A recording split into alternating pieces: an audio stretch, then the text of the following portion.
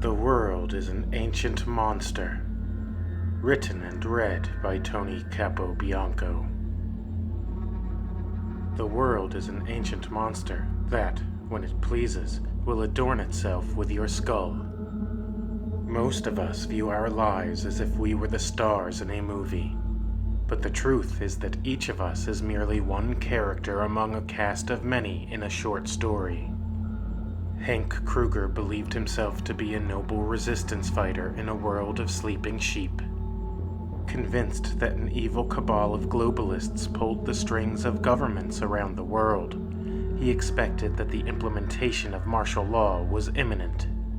Determined to escape the coming police state, Hank drove from Columbia, South Carolina, to the foothills and mountains of the upstate.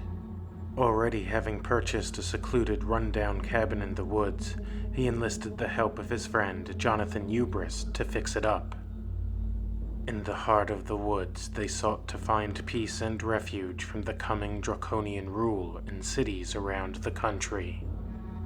As awakened as Hank and Jonathan believed themselves to be, they were clueless to the ancient danger that has always lurked in the shadows of the timeless forest.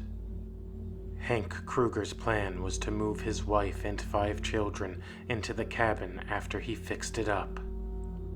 A large family moving into a small cabin may not have seemed wise, but Hank knew best. Sure, the kids would whine and groan about having to share small bedrooms, and his wife wasn't enthused about the move. But he was the patriarch of the family, and he made all of the decisions. Hank's word was family law. Sarah, Hank's wife, had little to say in where they would live. In fact, Sarah had little say in any significant decision. Hank, ever a fundamentalist, had seen to it that his wife strictly followed biblical teachings. After all, Hank had explained that the evils of the modern world were the direct results of society's rejection of God, the degeneration of traditional Christian family values, and the collapse of the family. His motto was, "Restore the traditional Catholic family and restore the Catholic world." Certain that society was about to collapse, Hank had no doubt that moving into the wilderness was the right decision.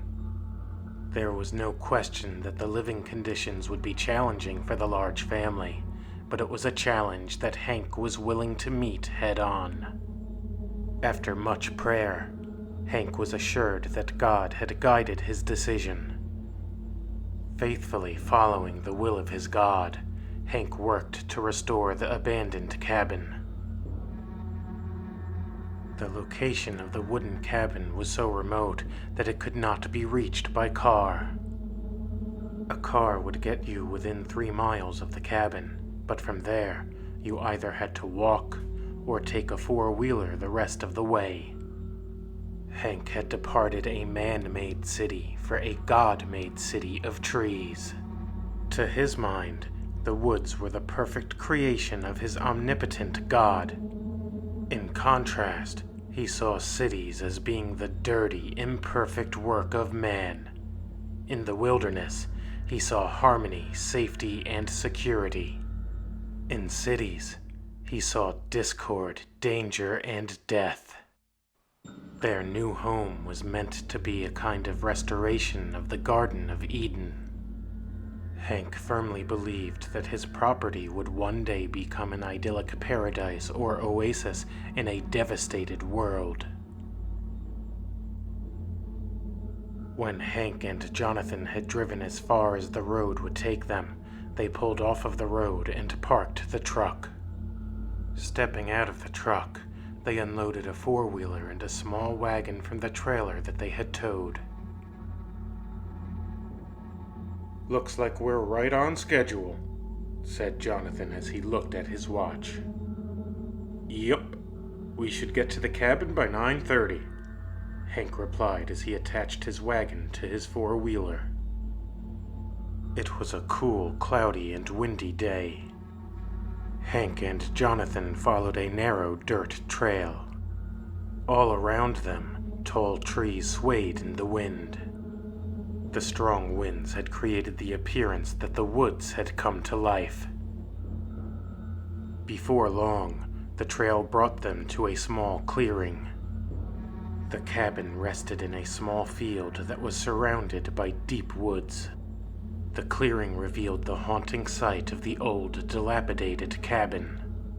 The cabin, like a dead and decomposing body, was being circled by blackbirds and crows.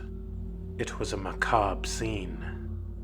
Thick gray clouds raced through the sky as large flocks of blackbirds and crows flew in circles above the abandoned cabin.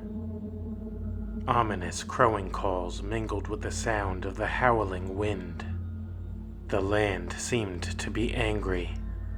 It was as though nature was giving a warning.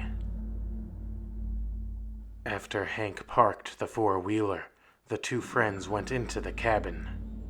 The inside of the cabin was just as run down as the outside. A lot of work needed to be done. The first step was to clean up. It was filthy and cluttered. "This place is as charming as the lair of a serial killer," Jonathan said as he looked around. "Just as Christ makes us new creations, through His grace, we will make this place new," Hank replied with a grin. "Amen to that, brother. What do we do first?" asked Jonathan.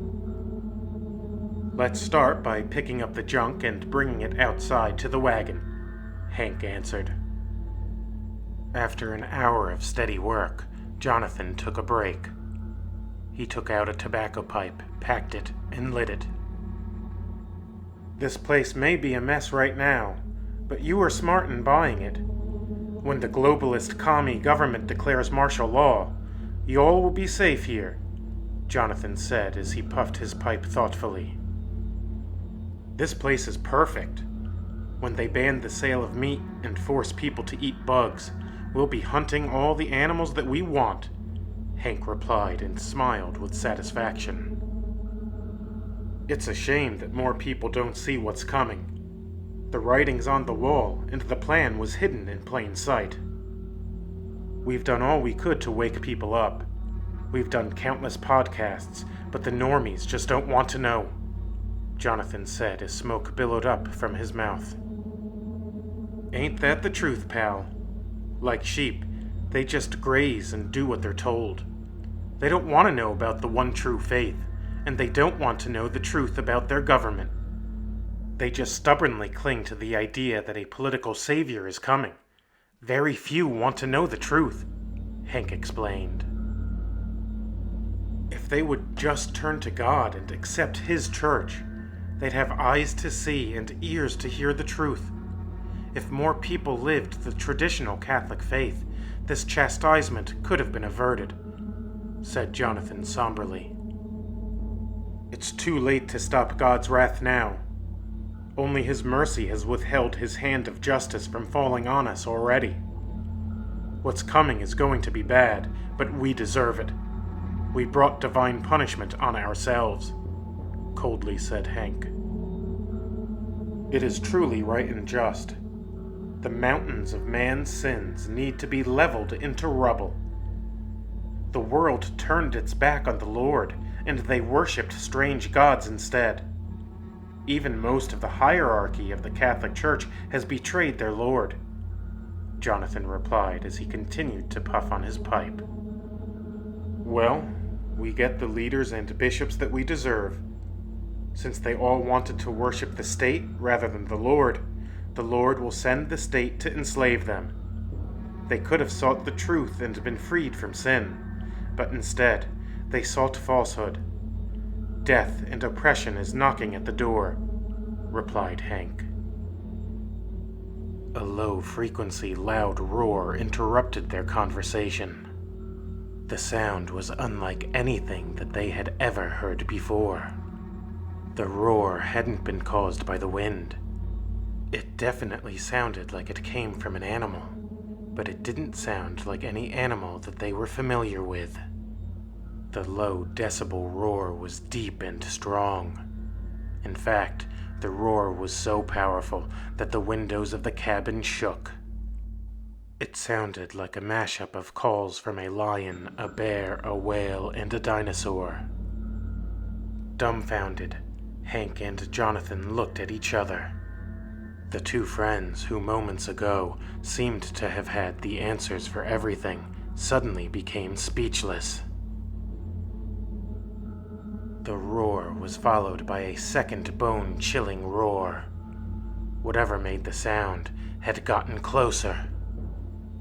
After a minute or two, Hank grabbed his rifle and said, "I don't know what kind of beast is making that sound, but I'm going to show it that God has given man dominion over the earth."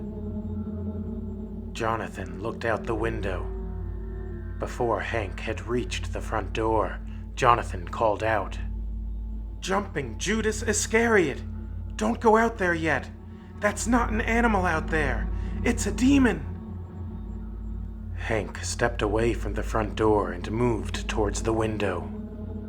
Shocked by what he saw, his jaw dropped to the floor. Standing 50 yards away from the cabin was a terrible creature. It was at least 8 feet tall. Like a man, it stood on 2 feet. Unlike a man, it had gray skin and 2 disproportionately long arms with very large claw-like hands. An unnatural, sinister light shone from its eyes. Protruding from its chest were what seemed to be spikes. When the creature turned its upper body and leered around, a bony armor running down its spine was revealed. Most disturbing of all was the revelation that it wasn't spikes that came out from its chest. They were spears that pierced straight through its back. Not only had the spears not killed the beast, but it was using them to carry human skulls. Impaled on each spear tip was a human skull. The sight was most ghastly. The grotesque monster had adorned itself with fleshless human heads. The multiple skulls were the horrible monster's multiple trophies. "Hank, did you bring holy water?" Jonathan asked anxiously. "Of course. I don't leave home without it," Hank replied. "Maybe we should get out of here and come back with an exorcist. That thing out there is different. This is not ordinary demonic activity," nervously said Jonathan as he tapped his finger on the windowsill. "No, I'm not going anywhere. This is my property, and I have spiritual rights over it.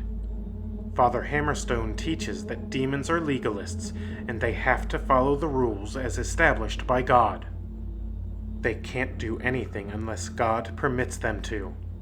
No demon could harm us unless God willed it. Since I'm here explicitly because God sent me here, there's no doubt in my mind that we are safe. That ugly, pathetic devil is nothing but a barking dog on a chain," Hank said as if it were a matter of fact. "Look, I know that Father Hammerstone is a renowned exorcist with over a decade of experience, but maybe we should be cautious and get out of here," Jonathan anxiously suggested. "Do you believe in the power and goodness of God? You believe in all that the Holy Catholic Church professes and teaches, right?" Hank questioned. "Yes, of course I do," Jonathan answered.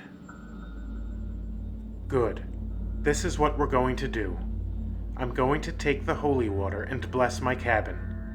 Then, I'm going to place exorcised St. Benedict medals above the front door and put them on every windowsill. From there, we'll pray perimeter prayers and binding prayers from Father Hammerstone's spiritual warfare book. After that, we'll pray the prayer against every evil. Last but not least, we'll pray the rosary while asking the Virgin Most Powerful to wrap us under the protection of her heavenly mantle," explained Hank. But what if this place has already been consecrated to the devil? It might already be infested with demons. What if they do have legal rights to be here? Or what if that thing is some kind of wild beast? Jonathan asked as his eyes appeared greatly strained. Brother, look. I've previously used these sacramentals and prayers to ward off tornadoes. If I didn't run from tornadoes and the demons of the air before, I'm sure as heck not going to run from this demon clown now. Besides, I already said general prayers when we first got here. The prayers are already working. Notice how that foolish, hulking demon hasn't come any closer. It's just been standing in the same spot, staring at us. It hasn't come any closer because it can't, Hank assuredly answered. Maybe you're right. But what if it isn't a demon? A wide-eyed Jonathan asked. Do not be afraid. Holy Scripture tells us that perfect love casts out all fear. Be at peace. If that thing comes closer, I'll blow it to pieces, Hank replied as he pointed to his rifle. Be at peace or we'll shred you to pieces. I like that very much, Jonathan replied with a small grin. The intimidating monster continued to stand and stare at the cabin as Hank and Jonathan set up their spiritual defenses. The monster periodically roared. All right, the spiritual defenses are up. This place is now an impenetrable fortress protected by Christ the King. No foul evil spirit can enter here. We're safe, Hank said confidently. As soon as Hank finished assuring Jonathan of their safety, the grotesque monster unleashed the loudest roar yet. The whole cabin shook as if a powerful bolt of lightning had struck a few yards away. The atmosphere in the cabin instantly changed from light to heavy. The fleeting feeling of peace that they had enjoyed evaporated. Like a heavy, dark curtain, feelings of dread descended upon them. Suddenly, the monster charged toward the cabin. As it ran, each heavy step was like a thunderclap.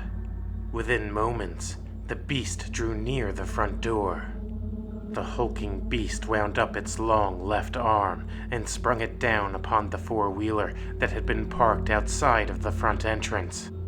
The blow was so strong that it had totaled the vehicle. The enormous monster then wrapped its claws on the wreckage, picked it up over its head, and launched it many yards away. The destruction appeared as though it had been caused by a twister.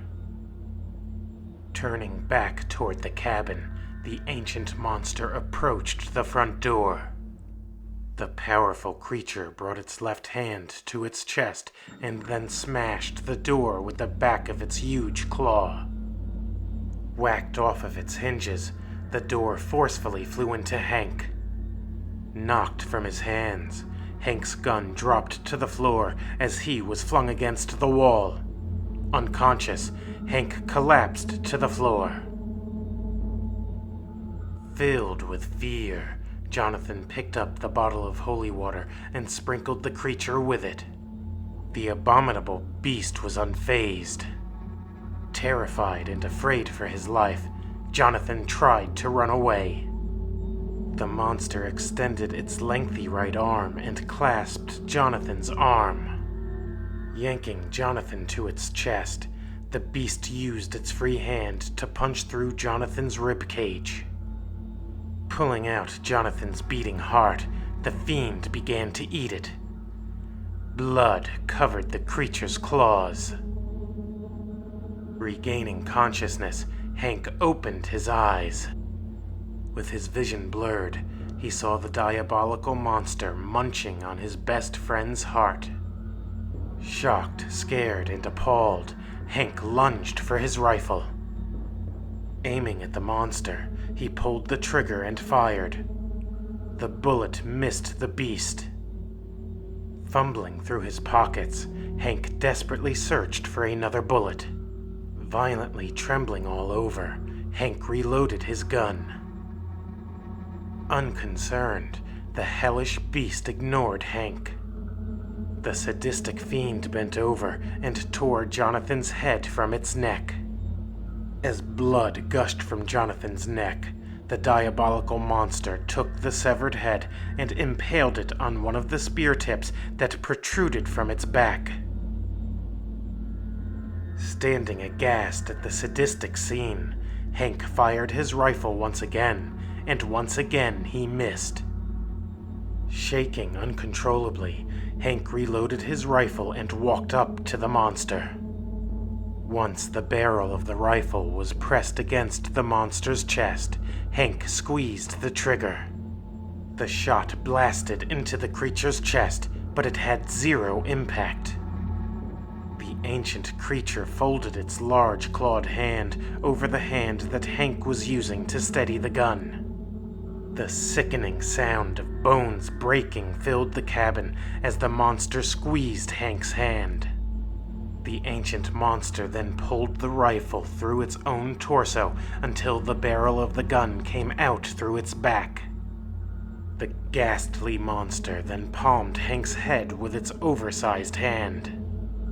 Squeezing tightly, the monster continued to slowly increase pressure on Hank's skull.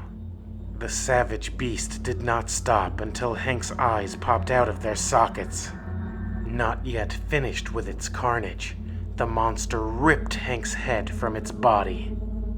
As copious amounts of blood flowed, the diabolical creature impaled Hank's head on the barrel of his own gun. Next, the monster tore into Hank's chest and removed his heart.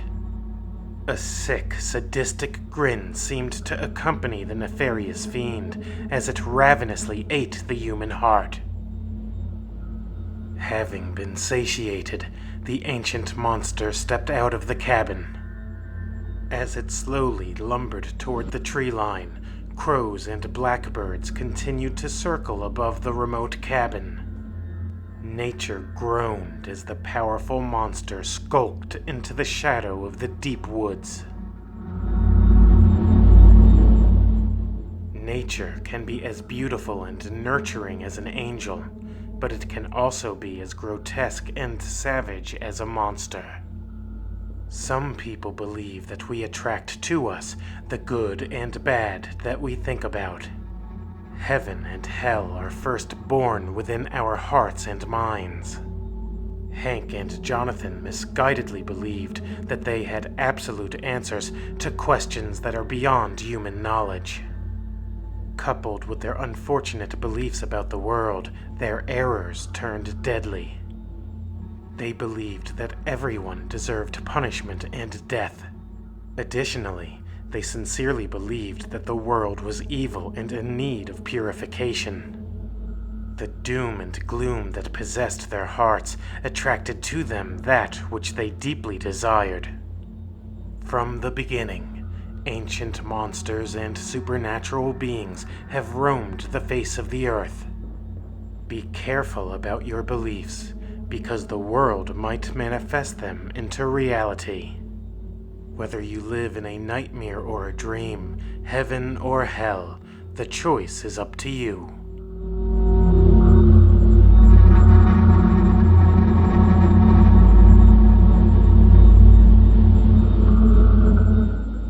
Thanks for stopping by the haunted Half Moon Inn. I hope that you have enjoyed your stay. Before you go, please put a wooden stake through the like button and leave a comment for the spirits to read. If you did enjoy your time with us, subscribe to this undead channel. Doing those little things really helps me to reach more souls. The world is sick and hurting. It needs more horror. Help me to heal the world through horror.